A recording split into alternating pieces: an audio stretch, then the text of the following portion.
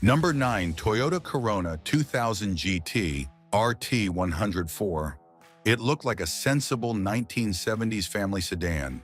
Plain, upright, and almost too polite to ever be called fast. The kind of car you'd expect to blend quietly into traffic. But the Toyota Corona 2000 GT hit a surprisingly lively heart. A 2-liter inline-4 producing about 140 horsepower and 130 pound-feet of torque. It reached 0 to 60 miles per hour in roughly 10.5 seconds, and top speed was around 115 miles per hour. Not supercar numbers, but paired with a lighter chassis, dual carburetors, and rear-wheel drive, it gave the Corona a sharpness no one expected. Drivers called it a gentleman's sleeper, calm on the outside, eager underneath. As emissions rules tightened in the late 1970s, the 2000 GT's carbureted setup failed to meet new standards in several regions. Import restrictions, safety updates, and certification hurdles soon followed, quietly pushing this model off many markets-approved lists. It had its flaws: thirsty fuel use, stiff ride, and tuning that needed regular attention. But it still delivered a refined balance of comfort and spirited driving.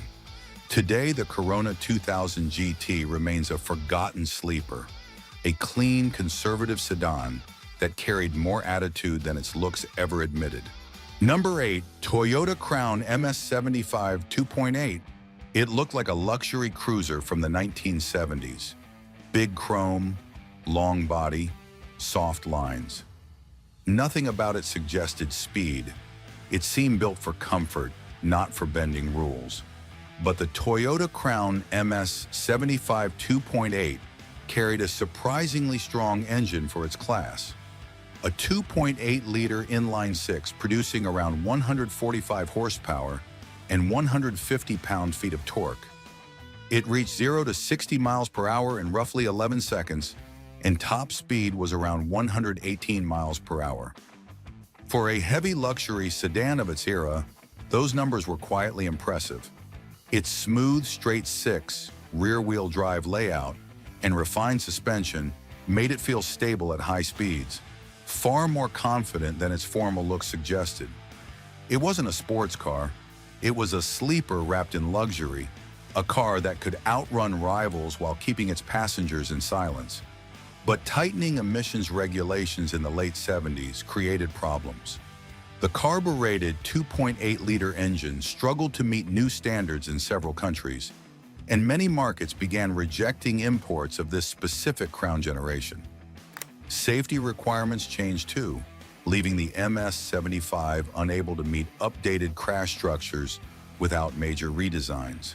It wasn't perfect, fuel consumption was high, handling felt soft, and parts weren't cheap. But the Crown MS75 2.8 offered smooth hidden performance few expected. Today, in many regions, it sits on restricted or banned import lists, a forgotten luxury sleeper from Japan's early performance era. Most people walked right past the Nissan Violet 710 SSS without a second glance.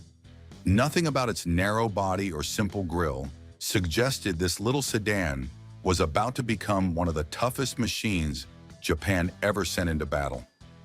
Beneath that plain exterior, the SSS hid a surprisingly capable powertrain. Its 1.8-liter inline-4 produced around 115 horsepower and 110 pound-feet of torque. It reached 0 to 60 miles per hour in roughly 11.2 seconds, and top speed was around 112 miles per hour. Those numbers looked ordinary on paper, but on rough terrain, they became something far more dangerous. What set the Violet apart wasn't brute force, it was endurance. On the infamous East African Safari Rally, where heat, dust, rocks, and wildlife destroyed cars far stronger on paper, the Violet refused to die. Lightweight, balanced, and almost unbreakable, it finished races that others abandoned halfway through. But rising emissions laws, new homologation demands, and shifting safety standards in the mid-70s eventually worked against it. Several versions of the SSS became restricted or outright banned from import in multiple markets, quietly transforming this once accessible sedan into a rare outlaw. Today, the 710 SSS lives on as a survivor's car, humble on the outside, relentless underneath. A forgotten warrior from the 70s that earned its illegal status not through flash, but through sheer resilience.